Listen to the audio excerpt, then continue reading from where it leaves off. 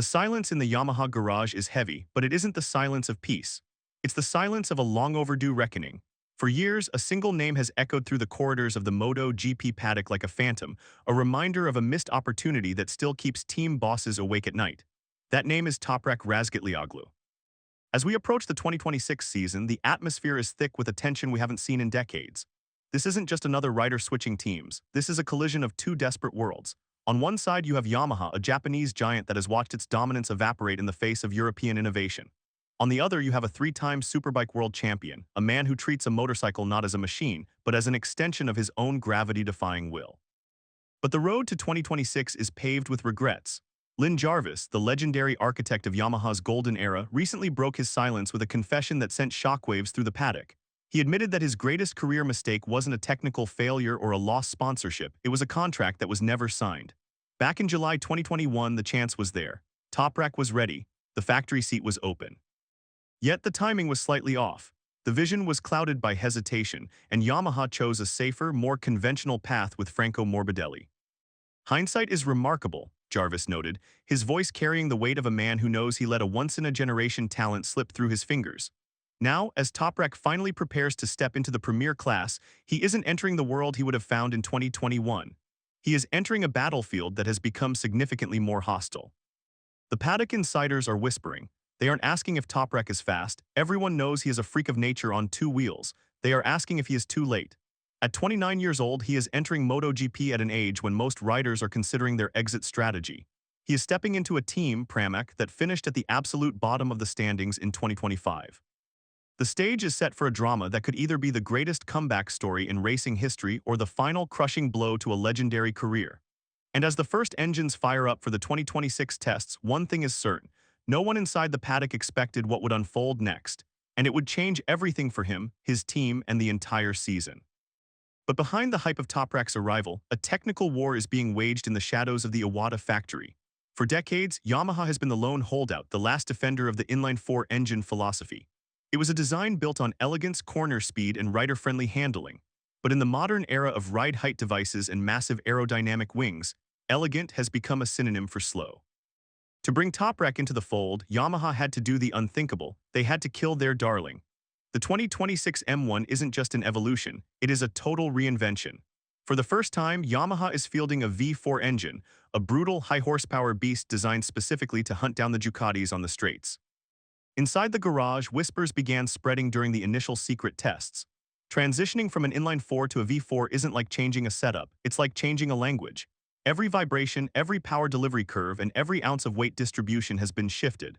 For a rider like Toprak, who relies on a supernatural feel for the front end, this is a dangerous transition. Early reports from the test benches suggest the V4 is a monster, but it is a monster that hasn't been tamed. It is stiff, it is aggressive, and it demands a level of physical strength that few on the grid possess. Toprak has reported positive signs, but positive in a test session is very different from competitive on a Sunday afternoon. His teammate, the 2021 world champion Fabio Quartararo, has spent years pleading for this power. But even Fabio knows the risk. By chasing horsepower, Yamaha might have sacrificed the one thing that made the M1 rideable. The bike is now a jigsaw puzzle with missing pieces, and Toprak has been handed the task of solving it in front of a global audience. Yet the real turning point happened away from the cameras, during a private session where the data revealed a staggering truth. The new bike is so stiff that the traditional Toprak style might actually be its undoing. The tension in the engineering meetings is palpable. They have the rider they always wanted, and they finally have the engine they needed, but they might have created a machine that even the stop-and-go king can't handle. And as the public celebrates his arrival, the engineers are staring at telemetry that suggests the learning curve isn't a slope, it's a cliff. But what the paddock discovered next shocked everyone. In the world of MotoGP, honesty is a rare currency, usually buried under layers of PR speak and corporate loyalty. But Massimo Rivola, the CEO of Aprilia and a man known for his sharp F1-honed instincts, recently threw a bucket of cold water on the Toprak fever. When asked by the Italian media if Toprak could reach the podium in his debut 2026 season, Rivola didn't offer the usual platitudes. He didn't talk about extraordinary talent or limitless potential. Instead, he smiled, a smile that felt more like a warning than a greeting. "It's difficult," Rivola admitted. "I can't say yes." This wasn't just an rival boss playing mind games. Rivola's skepticism is rooted in the brutal mathematics of modern MotoGP. He understands that Toprak isn't just fighting 20 of the fastest riders on Earth, he is fighting a technical deficit that has swallowed up champions before him. Pramac, the team Toprak is joining, is in the midst of a painful identity crisis, moving from the refined ecosystem of Ducati to the experimental chaos of Yamaha's V4 project. Rivola's comments sparked a firestorm of debate. Some viewed it as a lack of respect for the Superbike king, but others saw it as a sobering reality check. Behind the scenes, the pressure on Toprak is building fast. He isn't just carrying his own dreams, he is carrying the pride of a manufacturer and the expectations of an entire nation. However, not everyone in the Aprilia camp agrees with the boss. Marco Bezzecchi, the flamboyant Italian who knows a thing or two about wrestling a difficult bike to the podium, countered with a defiant stance. Toprak is very strong, Bezzecchi argued. If he can adapt quickly, there's nothing stopping him. But adapting quickly, in MotoGP, is an evolutionary leap that usually takes years, not months. The conflict between Bezzecchi's optimism and Rivola's pragmatism is the central question of the 2026 season. Can a rider's raw, unadulterated talent override a machine that is still finding its feet? Or is Toprak walking into a trap that will tarnish his legacy before he even hits the first apex? The drama in the paddock is no longer about the race. It's about the man. Every move Toprak makes is being scrutinized by rivals who are eager to see if the Superbike magic evaporates under the harsh sun of the premier class. Yet, the twist that followed would change the championship narrative entirely. To understand why the 2026 season is such a monumental challenge for Toprak, you have to look at the 2 square inches of rubber that connect the bike to the asphalt. In World Superbike, Toprak is a god because of how he uses Pirelli tires. He is famous for his stoppie braking, entering a corner with the rear wheel 2 feet in the air, balanced entirely on the front tire's carcass. But MotoGP doesn't use Pirellis, it uses Michelins. And the Michelin front tire is a completely different beast, sensitive, temperamental, and notoriously unforgiving to those who try to bully it. According to insiders who have analyzed Toprak's initial telemetry, his signature braking technique, the very thing that makes him Toprak, is almost impossible on a MotoGP bike. If you lift the rear wheel that high in the premier class, the sophisticated engine braking electronics and the aerodynamics go into a tailspin. You lose stability, you lose turn-in, and most importantly, you lose time. The psychological pressure is immense. Toprak is being told he must change his DNA. He must stop being the rider who won 3 world titles and become someone else, a smoother, more calculated version of himself. He has already admitted that he expects to struggle to finish even 15th in his debut races. For a man who hasn't seen the back of a pack in half a decade, this realization is a bitter pill to swallow. The media criticism is already sharpening its claws. Online debates are raging. Is he the next Valentino Rossi or just another Superbike star who will be chewed up and spat out by the MotoGP machine? The whispers in the garage suggest that some mechanics are worried he is overthinking the transition. The stiffness of the V4 Yamaha, combined with the rigid carbon brakes, means there is no room for error. 1 millisecond of late braking, 1 degree of overextension, and the bike will tuck the front and send him into the gravel. He isn't just fighting his rivals. He was fighting the expectations that had been placed on his shoulders since his very first race. And as he stares at the data, the weight of the task ahead is becoming clear. This isn't a race, it's a total reconstruction of a human being's instincts. However, what happened after that left even his closest team members stunned. The transition isn't just hard for the rider, it's an operational nightmare for the team. Pramac Racing was once the crown jewel of Ducati's satellite program, the place where future champions like Jorge Martin were forged. But the move to Yamaha has stripped away their safety net. In 2025, Pramac was a ghost of its former self, languishing at the bottom of the standings. Now they are the guinea pigs for the V4 project. The internal conflicts within the garage are whispered about in the hospitality suites. Crew chiefs are working 18-hour days trying to translate Japanese engineering manuals into Italian racing passion. There have been reports of miscommunication, of parts arriving late, and of a strategy that seems to change with every lap. Amidst this chaos, Toprak stands as a figure of calm, but some claim it is a mask. He knows he has joined a team that is essentially learning how to walk again. His teammate Fabio Quartararo has the experience to navigate this, but even he is frustrated. The gap between the factory Yamaha team and the Pramac satellite team is a source of constant debate. Will Toprak get the same upgrades?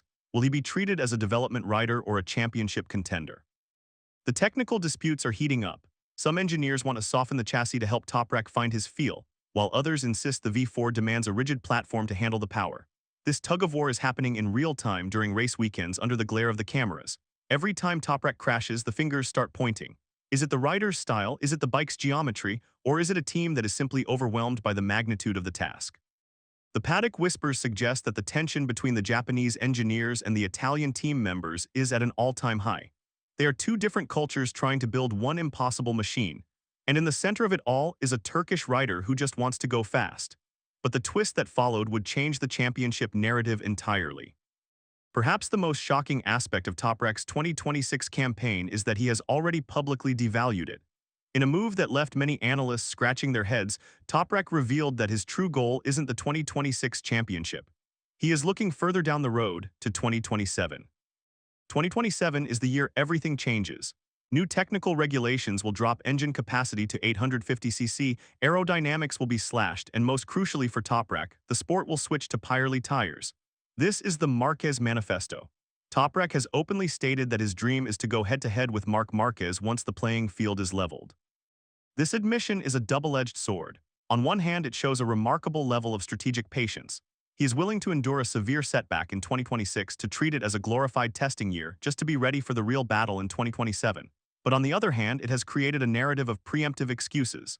Some critics argue that by setting the bar so low for 2026, he is protecting his ego from the potential of failure. The social media wars between fans have reached a fever pitch. Marquez supporters mock the idea of a Superbike rookie challenging the GOAT, while Toprak's legion of fans, perhaps the most loyal in the world, point to his dominance over every other machine he's ever touched. But the psychological pressure of this wait-and-see approach is dangerous. In MotoGP, you are only as good as your last race. If Toprak spends all of 2026 finishing in 14th place, will he still have the mental edge to fight Marquez in 2027? Or will the habit of losing erode the very confidence that makes him special? The paddock is watching his every move, looking for signs of frustration. According to insiders, Toprak's camp is incredibly focused, but the weight of the 2027 or bust strategy is a heavy burden to carry. He is gambling 2 years of his prime on a regulation change. Yet this was only the beginning of a far bigger storm. As we stand on the precipice of the 2026 season, the story of Toprak Razgatlioglu and the Yamaha V4 is more than just a sports story. It is a cinematic drama about risk, regret, and the pursuit of greatness against impossible odds. We have seen the ghost of 2021 return to haunt the men who made the decisions. We have seen a manufacturer abandon its history to build a machine that might be too much for its own riders to handle. We have seen the skepticism of bosses like Massimo Rivola and the quiet desperation of a team like Pramac trying to find its way back to the light. Toprak is no longer just a rider, he is a symbol. He represents the bridge between the production-based world of superbikes and the prototype world of MotoGP. If he succeeds, he validates an entire wing of the sport. If he fails, he becomes a cautionary tale for every champion who thinks they can conquer the premier class. The Turkish gamble is in full swing. Every practice session will be a drama, every qualifying lap a thriller, and every race a test of his soul. He knows the stoppie braking technique won't work. He knows the Michelin Wall is real. He knows his rivals are waiting for him to blink. But Toprak has never been a man who plays by the rules of others. He is a rider who thrives in the dangerous moments, who finds grip where there is none, and who turns no into maybe. The 2026 season will not be a victory lap. It will be a grueling, painful, and perhaps humiliating journey of self-discovery. But for Toprak Razgatlioglu, the goal has never been the podium of today, it is the glory of tomorrow. The paddock is divided. Some see a future champion, others see a repeat of history's greatest failures. But in 2026, the stopwatch won't care about the hype. What happens when the lights go out in Qatar will stay etched in the history of the sport forever. And as the world watches, one question remains. Can the man who redefined superbikes do the same for the world of MotoGP, or will the V4 beast prove to be